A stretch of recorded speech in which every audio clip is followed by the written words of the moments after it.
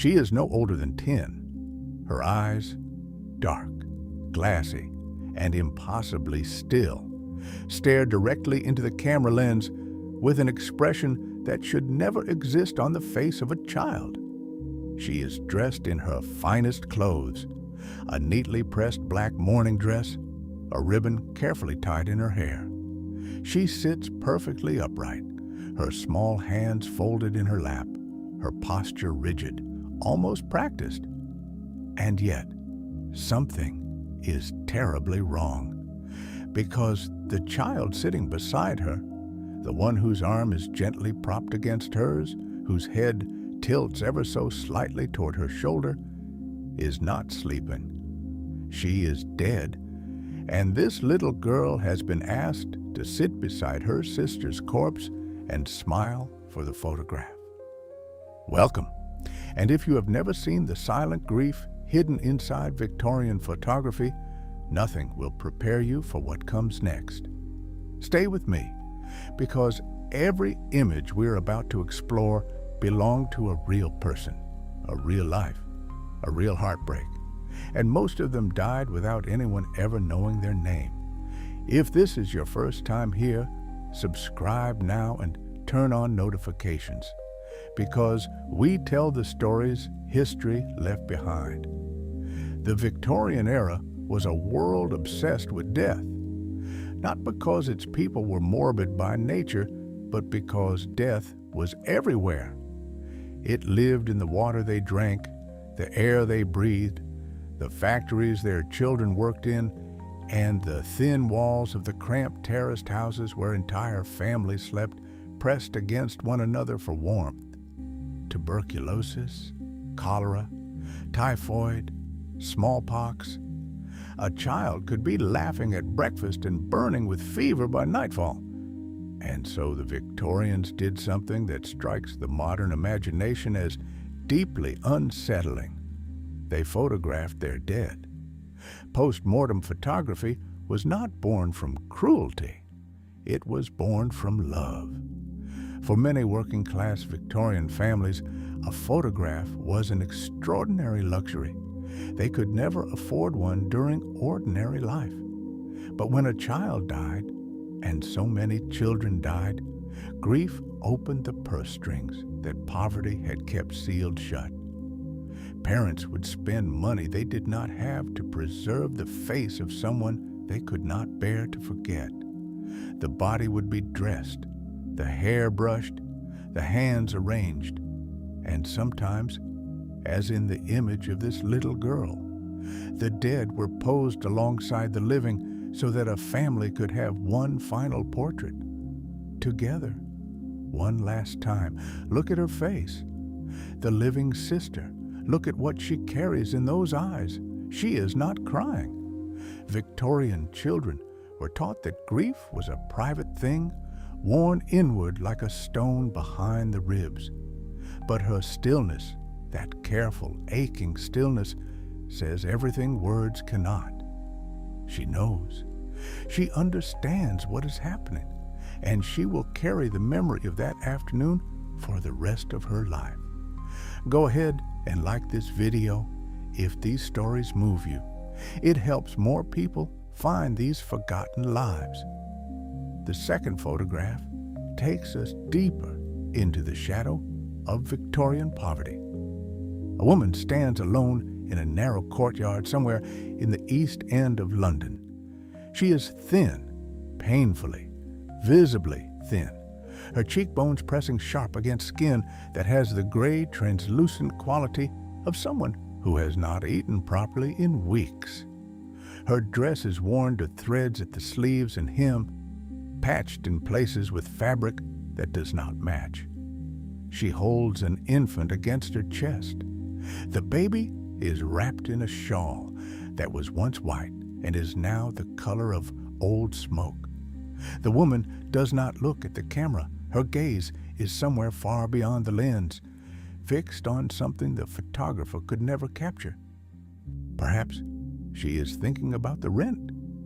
Perhaps she is thinking about the coal she cannot afford. Perhaps she is simply too exhausted to think at all, Victorian London's East End was a place of almost incomprehensible suffering. Rookeries, crumbling, overcrowded tenement buildings housed dozens of families in spaces meant for one. Sewage ran in open channels through the streets. Children played barefoot in filth. Women took in piecework, sewing, matchbox making, artificial flower assembly, earning pennies for 16-hour days, their fingers raw and their eyesight failing by 40. And still, it was never enough. The workhouse waited at the edges of every desperate life, like a dark doorway no one wanted to enter. To enter the workhouse was to surrender everything. Your children separated from you, your name replaced by a number, your dignity dissolved into institutional gray. This woman never entered the workhouse. We know that because she is standing here, still holding her child. But the photograph tells us she is close to the edge, close enough to feel it beneath her feet. Stay with us, because the next story reaches even deeper. The third photograph is smaller than the others, faded, slightly water damaged at one corner, as though it survived a flood or was kept somewhere damp for many years. It shows a man middle-aged, bearded, wearing the dark waistcoat and high collar of a respectable Victorian tradesman. He is seated in a wooden chair with carved armrests. Beside him, standing with one hand resting lightly on his shoulder, is a boy of perhaps 12 or 13. The resemblance is unmistakable, father and son. The man's expression is solemn in the way that all Victorian portrait subjects were solemn. Photography required long exposure times, and subjects had to hold perfectly still. But there is something beyond technique in this man's stillness.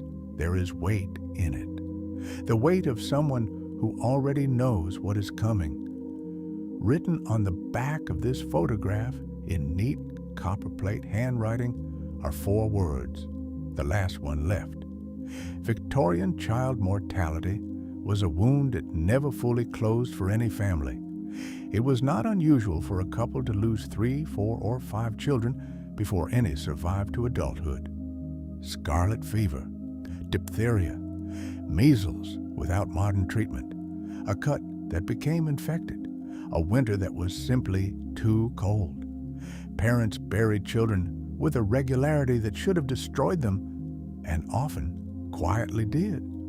Men who appeared composed in public photographs sometimes kept private journals filled with grief so raw it reads, even now, like an open wound. This man lost 4 children. The boy in the photograph, the one with his hand resting on his father's shoulder, was the only one who survived. And the father, understanding the fragility of that survival, paid for this photograph the week after burying his youngest daughter. He wanted proof that this boy was still here, still breathing, still his. Comment below. Which of these stories has moved you most so far? The 4th photograph shows 3 women seated together in what appears to be a modest but respectable parlor. They are dressed identically in black. Deep, unbroken, absolute black. The black of full Victorian mourning, which could last 2 years or longer for a widow. Their gowns are high-necked, long-sleeved, trimmed with dull crepe fabric that absorbed light rather than reflecting it. Even their jewelry is black, jet beads, hair mourning brooches. They hold no flowers. They do not touch one another. They simply sit side by side, 3 women wrapped in darkness, staring forward with expressions carved from exhaustion and sorrow.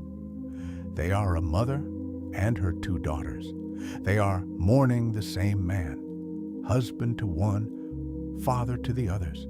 He died of tuberculosis at 41 years old after 18 months of slow decline. The Victorians called tuberculosis consumption because it consumed its victims from the inside, stealing their breath, their weight, their color, their strength, until there was almost nothing left to bury.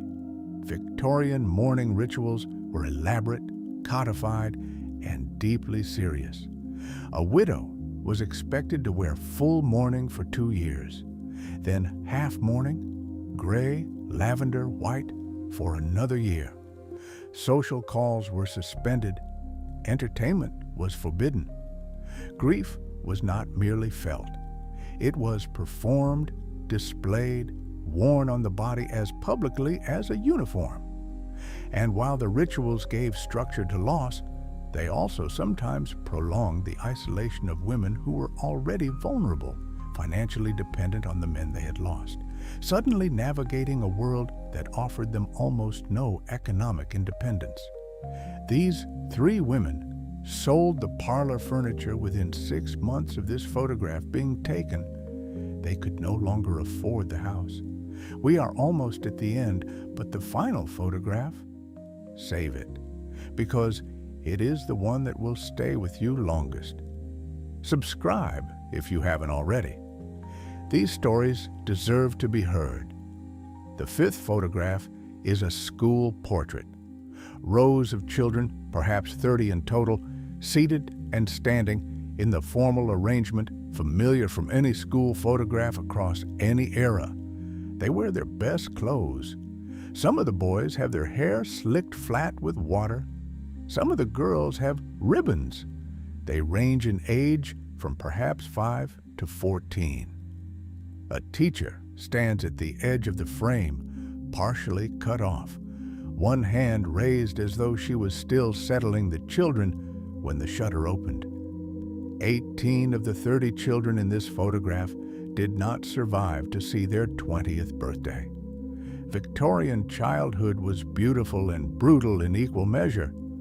Children who attended school at all, and many did not, did so between stints of work, domestic labor, and the constant lottery of illness. The Elementary Education Act of 1870 had made schooling more accessible, but poverty still pulled children out of classrooms and into factories, fields, and chimneys. Teachers in working-class schools taught overcrowded rooms with almost no resources, watching children arrive hungry, watching them disappear for weeks during illness, watching some of them simply never return. Look at their faces. Really look. The small girl in the front row with the serious expression and the too large dress. The boy near the back whose collar does not quite sit straight. The child on the far left who is almost smiling. Almost. They did not know what was coming. They sat still for the camera as they had been told to do. They went home for supper. They woke the next morning and lived another ordinary Victorian day.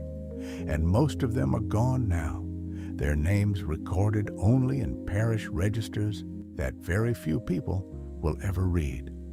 And then there is the 6th photograph, the last one, the one this entire documentary has been quietly moving toward. It is a portrait of a woman alone.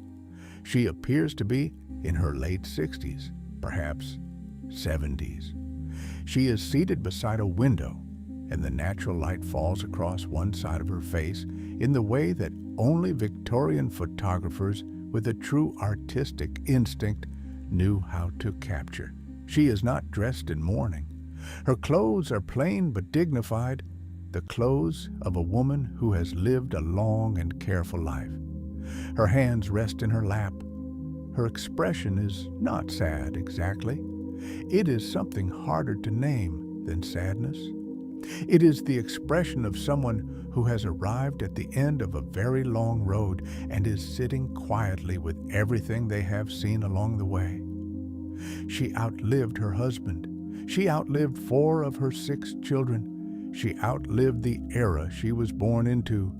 The gas lamps, the horse-drawn carriages, the particular quality of Victorian silence that existed before the noise of the 20th century arrived and had changed everything forever. She lived long enough to see electric light, long enough to hear the first rumors of a coming war that would consume an entire generation. But in this photograph, she is simply a woman beside a window, and the light is falling on her face, and she is still here. That is what Victorian photography ultimately preserved. Not death, not grief, not tragedy alone, but the extraordinary, stubborn fact of human survival. These people endured, they wept in private and dressed in black and buried their children and kept going. They sat still for cameras in the cold and formal studios of an era that gave them very little comfort and asked a great deal of them in return. They were real. Every single one of them was real. And now you have seen their faces, and you will not entirely forget them. If these stories moved something in you, share this video. Let someone else find these forgotten lives. Subscribe for more hidden histories told the way they deserve to be told. And leave a comment below, because these people lived in silence long enough. It is time someone spoke their names.